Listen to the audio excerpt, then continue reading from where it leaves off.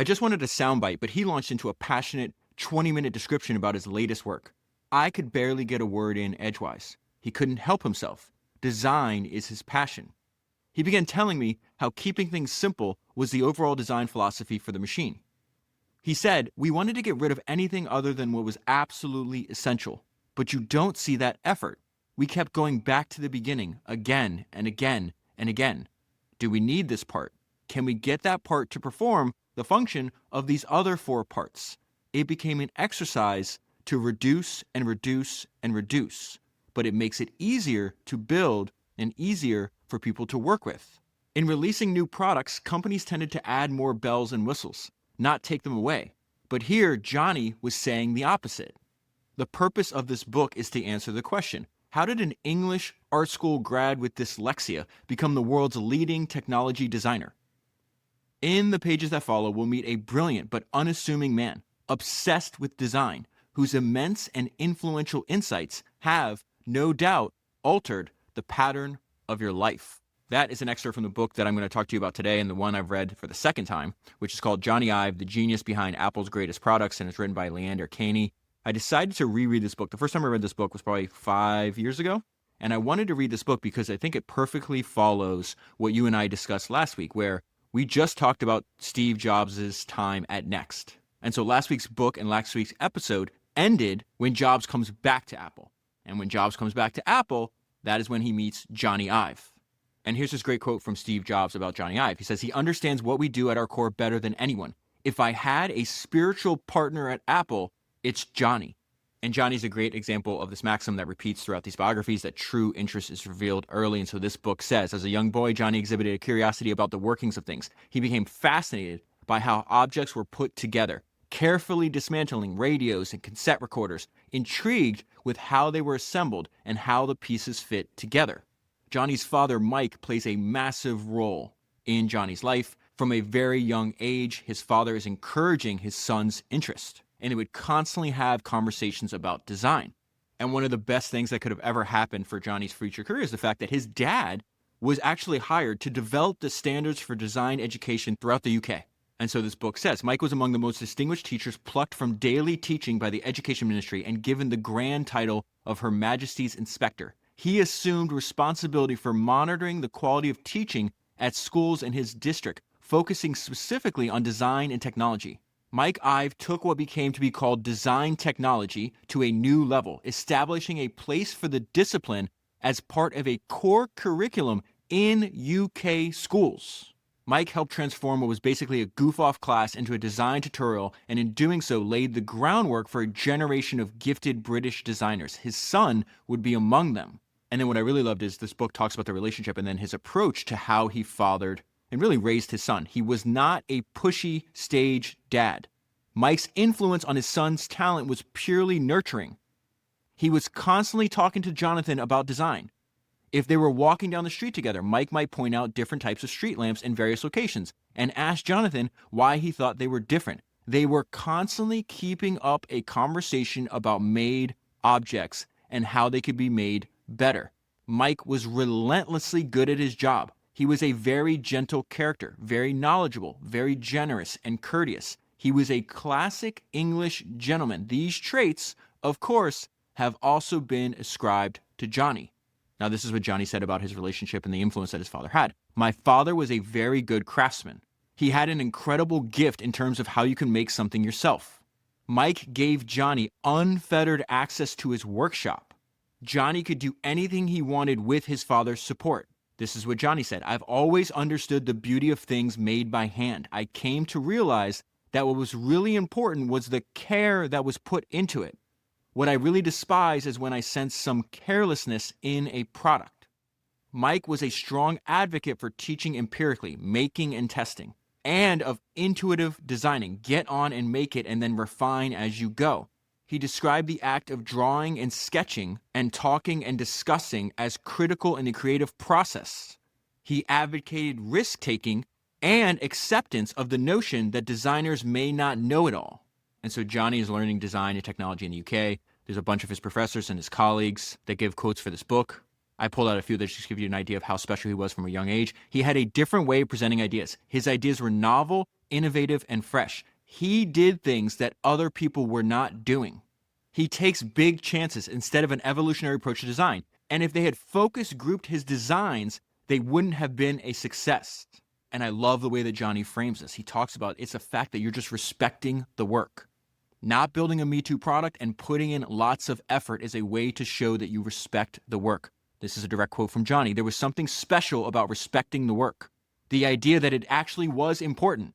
And if you didn't take the time to do it, why should anybody else? When he was designing, he was so clearly in love with what he was doing. He became so fixated. And keep in mind, at this time, he's designing things like pens, hairbrushes, things that we use and things that are known. And here's a description of it. But yet his designs were incredibly simple and elegant. They were usually rather surprising, but made complete sense once you saw them. You wondered why we had never seen a product like that before.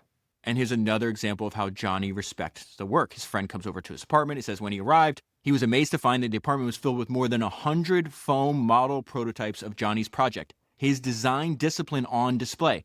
When most students might build half a dozen models, Jony had built 100.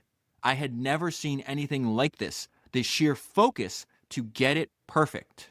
Building scores of models and prototypes would become another trademark in his career at Apple. Now, more than a decade before he meets Steve Jobs, he falls in love with the Mac. So it says throughout his school years, he demonstrated no affinity whatsoever for computers. Remember, he has dyslexia. Convinced he was technically inept, he felt frustrated because computers were clearly becoming useful tools in many aspects of life. Then Jony met the Mac. Jony was astounded at how much easier to use the Mac was than anything else he tried. The care the machine's designers took to shape the whole user experience struck him. He felt an immediate connection to the machine, and more important, to the soul of the enterprise, meaning Apple. It was the first time he felt the humanity of a product. This is what he said. It was such a dramatic moment, and I remember it so clearly. There was a real sense of the people who made it.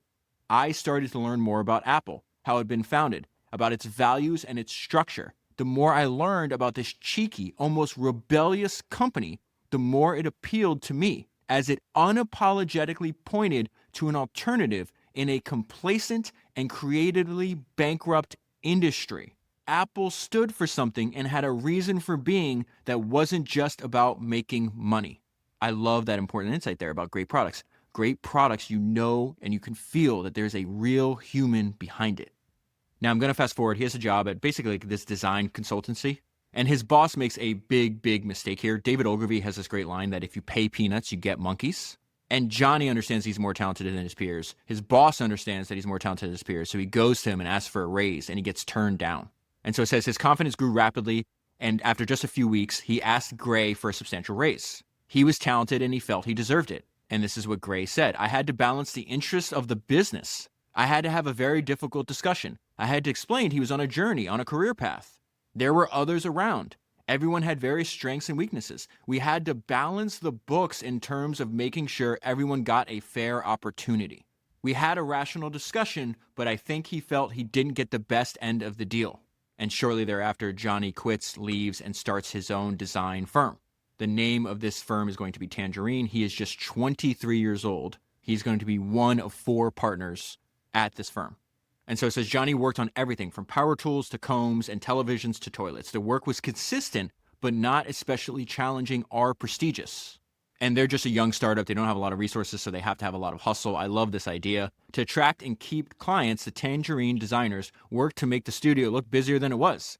They remembered a trick that RWG had used. That is where Jony was previously working. When executives from a car company came to visit, the firm's designers drove their own cars into the studio and put sheets over them, saying that they were for a secret project. That trick worked, and RWG had gotten the job. Taking RWG's cue, if a client came to visit their offices, Jony and his Tangerine partners made sure the studio was stacked with all the prototypes and foam models they'd created on earlier projects. When the client left, the models would be put back into storage. Most of their jobs had small budgets, but characteristically, the designers gave it their full attention. And so it goes back to the fact that they had a lack of resources. Everything was on like the shoestring budget. It says the young business also had to be careful with its finances. We were sensible people, so we never really pushed the finances too much. If we had a small overdraft or didn't have enough money at the end of each month to pay ourselves, we would take less and try to do things sensibly. Before we jump back into the story, I want to tell you about Ramp and how Ramp relates to a conversation I recently had with Rick Rubin. Rick Rubin said something interesting. He said, beware of the assumption that the way you work is the best way simply because it's the way you've done it before. And that is exactly what Ramp has done. They have completely reinvented what a corporate credit card for your business can be. Today, Ramp helps your business control and automate spending. And they do this by creating an all-in-one platform that gives you corporate cards for every single one of your employees, expense management, accounting automation, and AI tools that flag waste, fraud, duplicate charges, policy violations, and more. Tomorrow, Ramp is full self-driving money for your business. The median company running on Ramp cuts their expenses by 5%. The median company running on Ramp also grows their revenue by 16%. So when you're running your business on Ramp and your competitors are not, you have a massive competitive advantage that compounds over time. Ramp is the only all-in-one platform designed to make your finance team faster and happier. Many of the top founders and CEOs I know run their business on Ramp. I run my business on Ramp, and you should too. Make history's greatest entrepreneurs proud by going to ramp.com today to learn how to help your business save time, save money, and grow revenue. That is ramp.com. And so at this point in his life, he's refining his own design taste. He's also reading a lot, and he's studying the great designers that came before him. He said he was a voracious reader. He also studied the work of Eileen Gray, one of the 20th century's most influential furniture designers and architects. Modern masters also fascinated Jony, among them Michel de Lucchi, who tried to make high-tech objects easy to understand by making them gentle, humane, and a bit friendly. The amount of time that Jony talks about this in the book, about making them friendly, about wanting to... He talks a lot about the fact that the user should want to touch them, but this making them more human, making them more friendly, is just this recurring theme throughout this biography. He was also fascinated by Dieter Rams, the legendary designer of Braun. Rams' design principles were implanted into us at design school. Jony was completely interested in humanizing technology. What something should be was always the starting point for his designs. That's another thing that's going to be repeated over and over again. Don't think about if it's possible. Just say, hey, we're going to start at what it should be. He had the ability to remove or ignore how any product currently is or how any engineer might say it must be. Jony always took an independent view. He was constantly questioning how things should be. He hated ugly, black, and tacky electronics. He hated computers having names like ZX75. He hated technology as it was in the 1990s. He looked to find his own way. He also hated being a consultant, which is the nature of the business, because he could pour his heart and soul into a design, think it's wonderful, present it to the company. The company says they hate it. And in many cases, he said the problem was that they would rip the heart and soul out of the designs. And he also didn't like running a business because he'd have to sell jobs. He'd have to sell himself, sell the firm. All he wanted to do was spend every single minute designing and making objects. He says we were spending up to 90% of our time selling our services. Jony wanted to devote all of his time to designing great stuff. He loved to design, but found the concessions necessary to build the business difficult. And this is what Jony said. I worked out what I was good at and what I was bad at. It became pretty clear what I wanted to do. I was really only interested in design. I was neither interested nor good at building a business. And lucky for Jony, around this time, he meets Bob Brunner. And it is Bob Brunner who's going to recruit him to Apple. In fact, he tried to recruit Jony multiple times. So they hire Tangerine to do some design work for Apple. And it says after the presentation, as we were packing up to go, Brunner pulled Jony to one side to speak to him privately. He told Jony if he really wanted to create something radical, he should come to work for Apple full time. It was more along the lines of me mentioning that the opportunity still exists, and him saying, that's pretty interesting, let me think about it. Jony did think about it, and when he went back to London. He agonized over the decision. He had enjoyed working with Apple, but he wasn't sure if he wanted to leave both his homeland and his work at Tangerine. He also wasn't sure whether his wife would want to move to the States. But he liked the reason behind the project that he worked on at Apple. The project was called Juggernaut. And this is what Jony said. The issues I encountered on Juggernaut were unlike anything I had dealt with before. The principal challenge was to give personality and meaning to a technology that at the time was still being treated as though it were anonymous. This interested me a lot. Also important was the fact that Apple offers a supportive environment. It's the kind of place where a designer can focus less on day-to-day business and more on design as a craft. Finally, Jony made the call. This is how he remembered it. Through some sort of reckless sense of faith, I got to yes. And so at the age of 27, Jony accepts a full-time position at Apple. And so the book describes this process where Jony has to fix the design of this product that's not doing really well. It's called the Newton. It's something that the CEO of the time, John Scully, had come up with. And so I'm going to read a couple parts from this section, but I think one of the most important ideas, and really the reason why I want to bring this to your attention, is because something that Jony does over and over again, his starting point on a design and creating a new product is always to start with, what is the story of this product? And so he'll describe that to us in a minute. So it says the first Newton hadn't yet been released, but the design team already hated it. Thanks to a rushed production schedule, the first model had some serious flaws that Apple's executives and designers were eager to fix. To get a grip on the project, Jony started with the design story. That is, by asking himself, what's the story of this product? CEO Scully called it a PDA, but for Jony, that definition was just too slippery. The problem with the first Newton was that it didn't relate to people's everyday lives, Jony said. It didn't offer a metaphor that users could grasp. So he set about fixing that. To most people, a lid is just a lid, so the cover of the Newton. But Jony gave it special attention. So this is another thing that recurs throughout Jony's career. He spends a lot of time thinking about your first interaction with any kind of product. It's the first thing you see and the first thing you interact with. Before you can turn the product on, you must first open the lid. I wanted that moment to be special. Jony was pushing himself to create something special. To do the best design, you have to live and breathe the product. It becomes like a love affair. The process is exhilarating and exhausting. So this executive of Apple sees the designs, the finished designs that Jony has, and he's like, hey, you're going to win every single design award. And Jony nearly did based on the work that he did on the Newton. Now, here's another interesting thing about him, the fact that he wants to spend all of his time designing. So much so that he wouldn't go to the award shows to pick up the awards. One of the things about Jony that struck them was Jony's dislike of awards, or rather his dislike for receiving awards in public. Even early on, Jony Ive stated that he was not going to go to these events. That was interesting behavior because it was really different. He hated going up on stage and receiving awards. Now, even though they're winning design awards, Jony's still not happy, and this is going to be something that him and Steve Jobs are going to reverse. Remember, this is Apple before Steve Jobs comes back. Jony was frustrated because although he had worked really hard on it, he had to make a lot of compromises because of the engineering elements. So at this point, engineers told designers what the product was going to be, and then designers essentially had to put like a nice skin on it. Designers essentially work for engineers at this point. Steve Jobs is going to reverse this. He had to make a lot of compromises because of the engineering elements. Afterwards at Apple, he went on to be in a position where he could not only influence engineering, but also manage and control that process.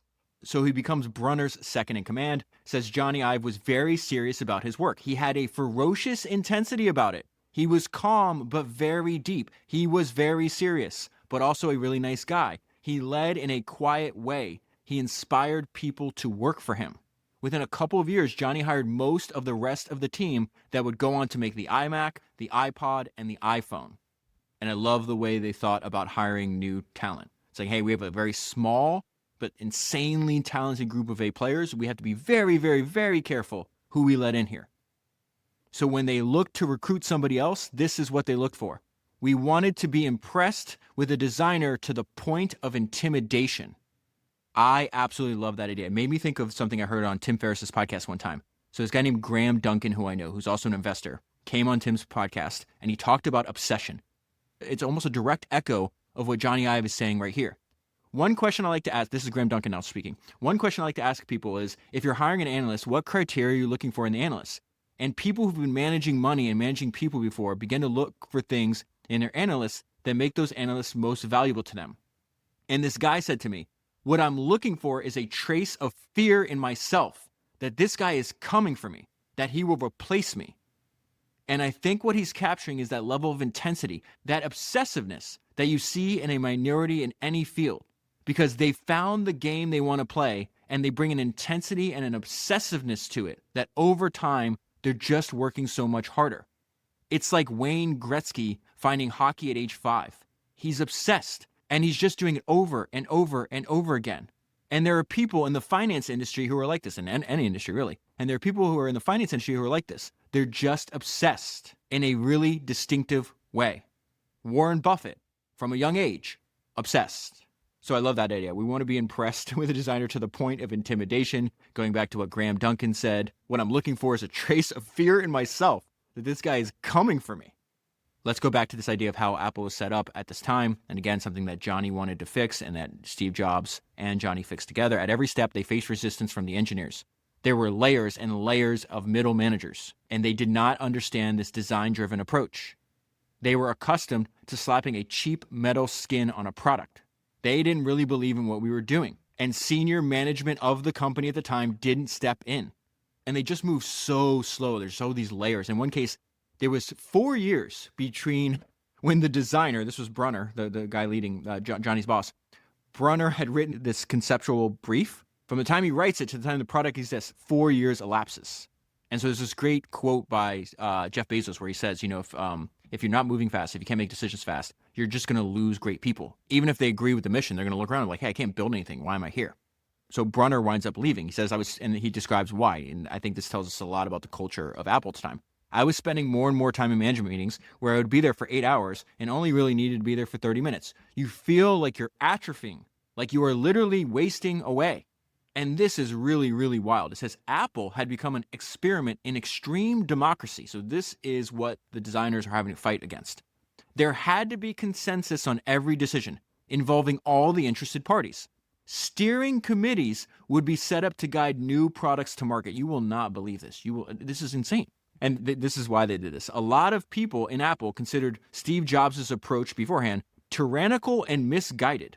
They didn't believe in funneling an entire project through one person. They believed doing so resulted in lopsided products that exhibited all the strengths and weaknesses of its creator.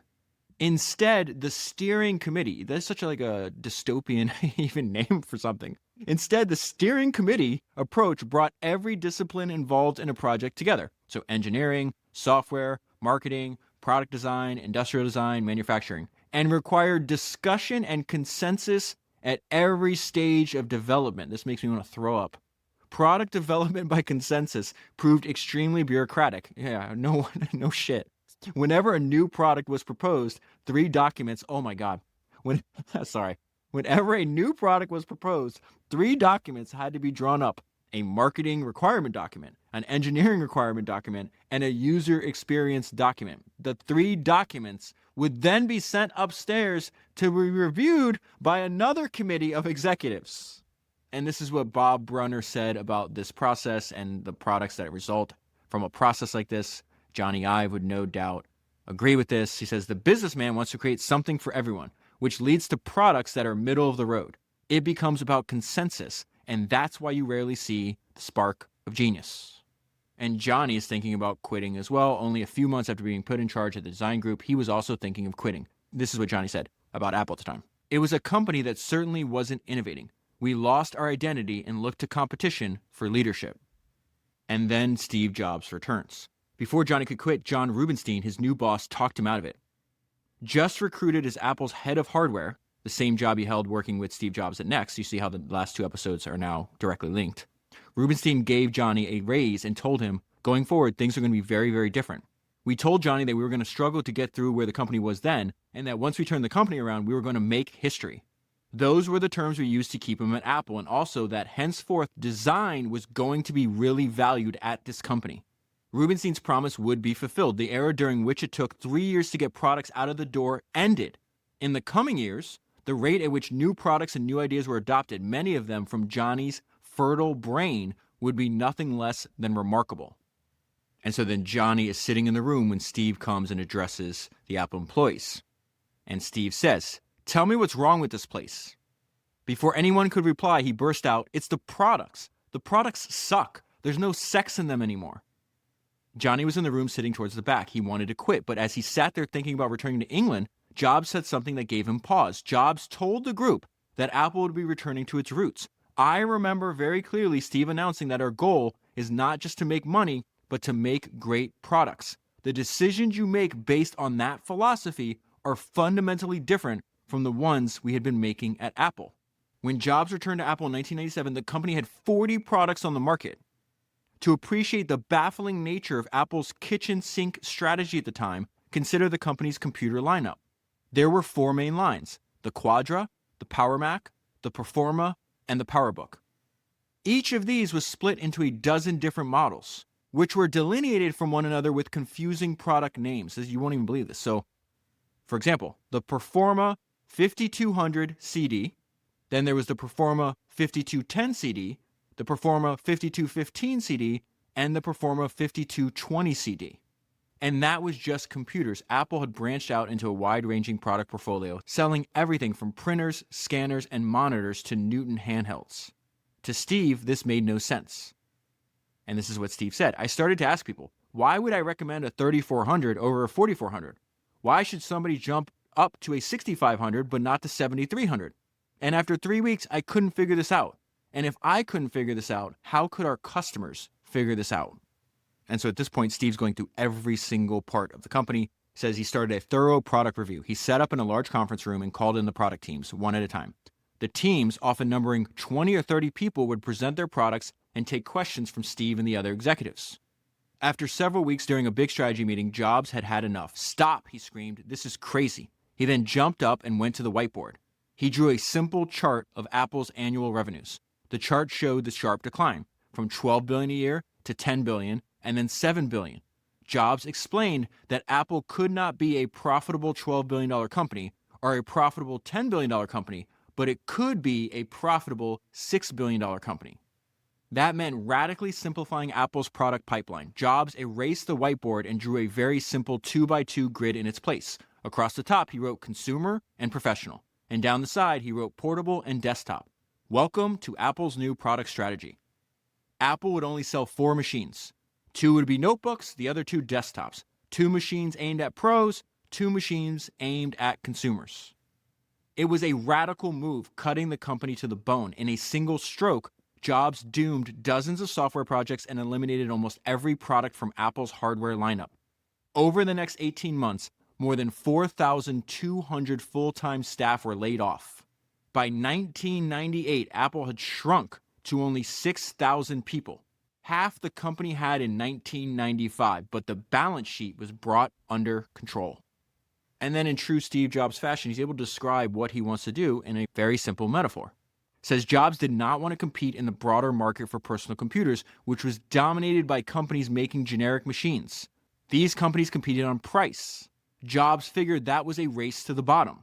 Instead, he argued that there's no reason that well-designed, well-made computers couldn't command the same market share and margins as a luxury automobile. A BMW might get you where you're going in the same way as a Chevy that costs half the price, but there will always be those who will pay for the better ride in the sexier car. Rather than competing with the commodity PC makers, why not make only first-class products with high margins so that Apple could continue to develop even better first-class products? The company could make much bigger profits from selling a $3,000 machine rather than a $500 machine. Even if they sold fewer of them, why not then just concentrate on making the best $3,000 machines around? And there's other benefits to the strategy. It says fewer products meant less inventory, which would have an immediate effect on the bottom line. Jobs was able to save Apple over $300 million in inventory in just 1 year and avoided having warehouses full of unsold machines. And so the perspective that Steve had and the language that he used really appealed to Jony. He says, for Jobs, design amounted to more than just appearances. He said, most people make the mistake of thinking design is what it looks like. People think it's this veneer, that the designers are handed this box and told, make it look good. That's not what we think design is. It's not just what it looks like and feels like. Design is how it works. And so this is when Steve goes looking for his A-team. Jobs' plan for switching up the teams at Apple upon his return was just as straightforward as his notions for simplifying the product portfolio. He would cut back so that his A-team, the company's best designers, engineers, programmers, and marketers, could concentrate on making innovative products. And this is when he meets Jony. So he's touring Apple's design studio, and he says he was bowled over by the creativity and rigor he saw. The studio was full of eye-catching mock-ups that the previous regime had been too timid to consider. Steve bonded with Jony, who would later say that he and Jobs saw eye to eye immediately. We were on the same wavelength. I suddenly understood why I loved the company. And then Jony is describing the philosophy behind his designs. And it was deliberately countered position to what was going on in the industry at the time. So it says Jony explained his thinking this way. The computer industry is an industry that has become incredibly conservative from a design perspective. It is an industry where there's an obsession about product attributes that you can measure empirically. How fast is it? How big is the hard drive? How fast is the CD? That is very comfortable space to compete in because you can say 8 is better than 6. But Jony offered a key insight. It is also very inhuman and very cold. Because of the industry's obsession with attributes, there has been a tendency to ignore product attributes that are difficult to measure or talk about. In that sense, the industry has missed out on the more emotive, less tangible product attributes. But to me, that is why I bought an Apple computer in the first place. That is why I came to work for Apple. It's because I've always sensed that Apple had a desire to do more than the bare minimum. It wasn't just going to do what was functionally and empirically necessary. In their early products, I got a sense that care was taken even on details, hard and soft, that people may never discover. Before we get back into this, I want to tell you about Vanta. Vanta helps your company prove you're secure so more customers will use your product or service. Vanta is an AI-powered security expert that scales with you. The more your business grows, the more complex your security needs get, and that complexity can turn into chaos. Vanta tames that chaos for you. Vanta automates compliance, continuously monitors your controls, and gives you a single source of truth for compliance and risk. So whether you're a fast-growing startup or an enterprise company, Vanta fits easily into your existing workflows. Vanta helps you build a company that your customers can trust. Many companies will not sign contracts unless you're certified, and this is causing you to lose out on sales. That is why the average Vanta customer reports a 526% return on investment after becoming a Vanta customer. Automate your compliance, security, and trust with Vanta. Go to vanta.com/founders and you can get $1,000 off. That is vanta.com/founders. And then one more thing I want to tell you about before we jump back into the story. I love this quote by Steve Jobs, and you see it in this episode. He says, a small team of A players can run circles around a giant team of B and C players. Given that, you're well advised to go after the cream of the cream. You have to build a team that pursues the A players. That is exactly what AppLovin has done. AppLovin has built a $180 billion public company with just a few hundred people because their ad platform converts ads into revenue for your business. Their advertising platform, Axon, can connect you with over 1 billion potential new customers. Axon allows you to capture undivided attention. Axon ads are full-screen videos that are watched for an average of 35 seconds. That's retention that blows other ad platforms out of the water. You can launch in minutes. You set the goal, and Axon achieves it. There's no complex setup, no expertise needed. Jony Ive would love this. And Axon scales quickly. Other businesses have seen immediate results, scale to hundreds of thousands of dollars of spend per day, and increase their revenue by millions. So you want to get started quickly before all of your competitors are on Axon. And you can get started by going to axon.ai/founders. That is axon.ai/founders. And so this is when they start working on the iMac. And they have to design something new, innovative, and successful. And they have to do it fast because they're running out of money. So it says the iMac had to be on the market in a matter of months or Apple would go out of business. And this is when they reversed the process of how they build computers at Apple. Prior to the iMac, hardware engineering and mechanical engineering drove the design process. They designed the size of the enclosure due to engineering constraints, and Jony's team were tasked to develop skins to go around this enclosure. When Steve returned to Apple, he and Jony turned this process on its head. And so it was Jony's idea to put a handle on top of the first iMac, and he describes why. Again, he goes back to this humanizing technology, make it friendly, make it approachable. He wants you to touch it. For Jony, the handle on the iMacs was not really for carrying it around, but to build a bond with the consumer by encouraging them to touch it. It was an important but almost intangible innovation that would change the way people interacted with computers. Back then, people weren't comfortable with technology, Jony explained. If you're scared of something, then you won't touch it. I could see my mom being scared to touch this. So I thought if there's a handle on it, it makes a relationship possible. It's approachable. It's intuitive. It gives you permission to touch. It gives a sense of its deference to you. The idea also came with a downside. Unfortunately, manufacturing a recessed handle costs a lot of money. At the old Apple, I would have lost that argument. What was really great about Steve is that he saw it and said, that's cool. He intuitively got it. He just knew that it was part of the iMac's friendliness and playfulness. And this is one of the reasons their partnership was so valuable, why it works so well. Remember, he was saying, hey, I had all these designs. I had nobody in the Apple executive, in the senior management would fight for me. Steve fights for him. And this is what Steve said. When we took this to the engineers, they came up with 38 reasons they couldn't do it. And I said, no, we're doing this. And they said, well, why? And I said, because I'm the CEO and I think it can be done. And they did it. What Steve Jobs brought to the table was no compromise. He focused on what the product was supposed to be. Just like Jony. And the result is going to be a massive hit. So the iMac begins shipping on August 15th, 1998. Steve had bet the future of Apple on the machine. And during the summer leading up to its release, Apple spent $100 million on advertising. $100 million over the summer on one product. And before it goes on sale, the tech press, they're hugely negative. They're listing all the reasons that it's not going to sell. And the president of CompUSA, which was a huge retailer at the time, said, actually, we're going to sell lots of them. This is the sexiest computer I've ever seen. And the reaction from customers was unmistakable. It sold 278,000 units in the first 6 weeks and would sell 800,000 by the end of the year, making it the fastest selling computer in Apple history. The iMac was Jony's coming out party, the first product that gained him public attention. Overnight, Jony was celebrated as one of the world's most daring and original designers. And then I love this part of the book where it sets up what's going to come after. The creation of the iMac forged a bond between Jobs and Jony that would evolve into one of the most fruitful, creative partnerships in the modern era. Between them, they changed Apple's engineering-driven culture into a design-driven one. And this is what Jony said. In a company that was born to innovate, the real risk is to play it safe. Steve has a clear vision of what it is going to take to get the company back to its roots, what it would take to get at the essence of Apple, what it takes to structure the company to be something that can design and make new things. And then Jony tells a great story about how fast Steve made the decision and gave the final approval for all the different iMac colors. If you remember, over 25 years ago, they started making these computers in it's like almost like a rainbow of colors. I think Steve Jobs referred to it as like lifesavers, like the candy. And the direct contrast is, remember, it goes back to before Steve came back, Apple was going to lose all its design talent because it's like, hey, I wrote this brief and it takes 4 years to get the product out the door. Steve wanted to make Apple into the world's fastest company. And so he drops by the studio. Jony shows him the colors. And it says, Jony was amazed at the speed with which Jobs gave his approval for the new colors. Jony says, in most places, that decision would have taken months. Steve did it in a half hour.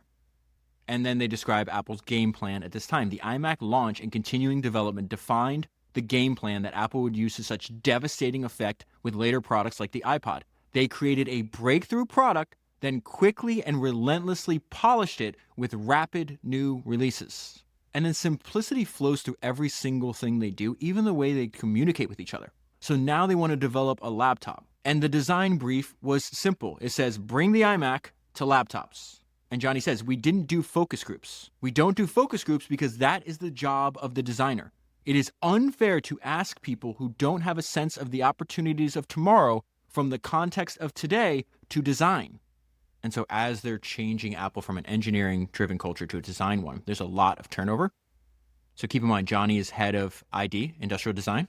And it says, we more or less replaced the entire mechanical engineering group. A lot of old-timers quit. They couldn't take the pace. We reduced product development from 3 years to 9 months. We made Apple one of the fastest companies in tech. ID, which again is what Jony's in charge of, has the final say on everything. Jony's group was the most powerful voice in the company.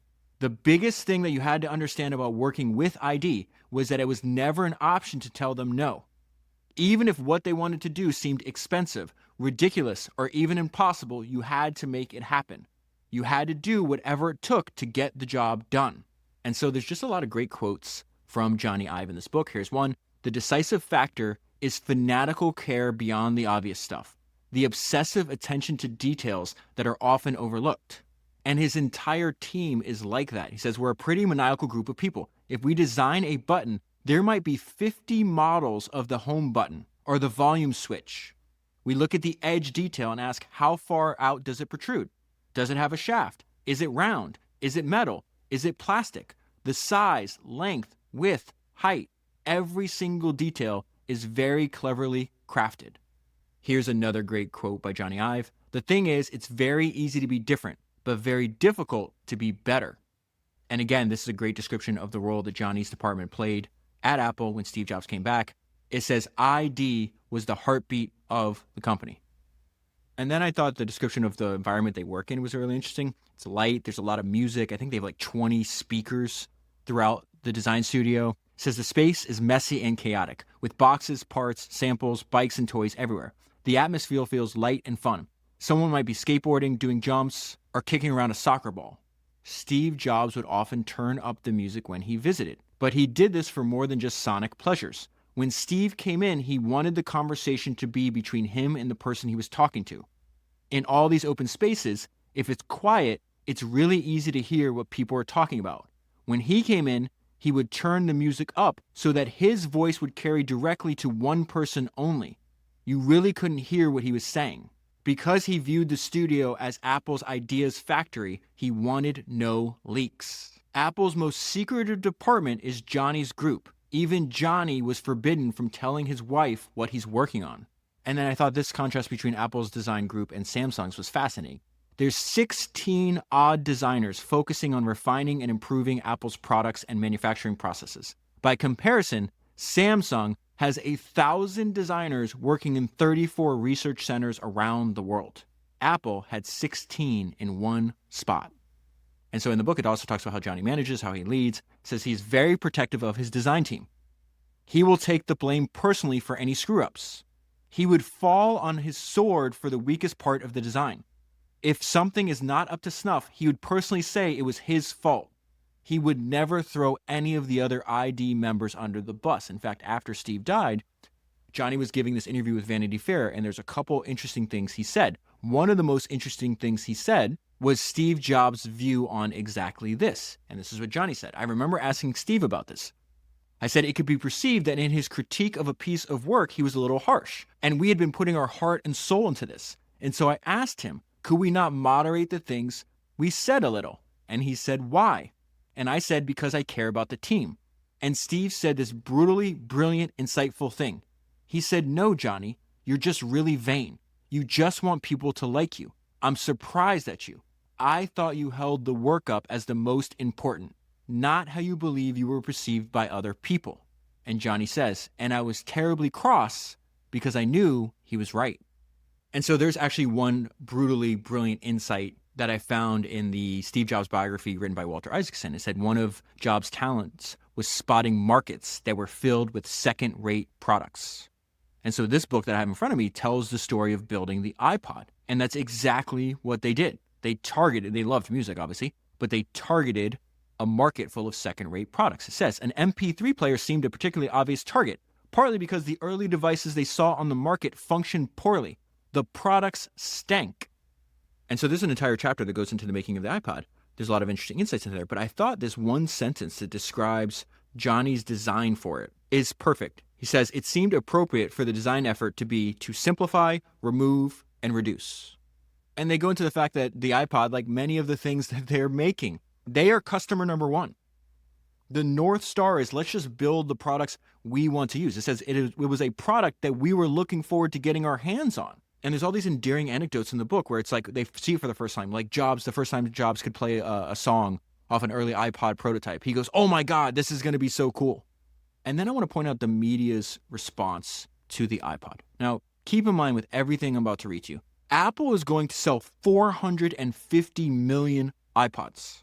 And listen to how it was received. When Jobs first pulled the iPod from his jeans pocket, the reaction from the audience was muted. It didn't seem that exciting, especially when the audience learned of its price, $499. Nearly $500 for an MP3 player? And one that only worked on the Mac? Early reviewers were just as skeptical, with one saying that the iPod stood for idiots price our devices. The iPod sold only modestly at first and didn't take off until 2 years later, when it was made fully compatible with Windows. Still, the seeds of the iPod's successes were sown with the first device, and Jony was confident in the new product. Looking back on the process, Steve Jobs believed that the creation of the iPod was quintessential Apple. If there was ever a product, this is what Steve said, if there was ever a product that catalyzed Apple's reason for being, it's this, because it combines Apple's incredible technology base with Apple's legendary ease of use, with Apple's awesome design. Those three things come together in this. And it's like, this is what we do. So if anybody was wondering why Apple is on the earth, I hold the iPod up as a good example. And then we go back to people observing the way Jony works and describing it. And there's some great insights on innovation here. It says innovation is rarely about a big idea. More usually, it's about a series of small ideas brought together in a new and better way.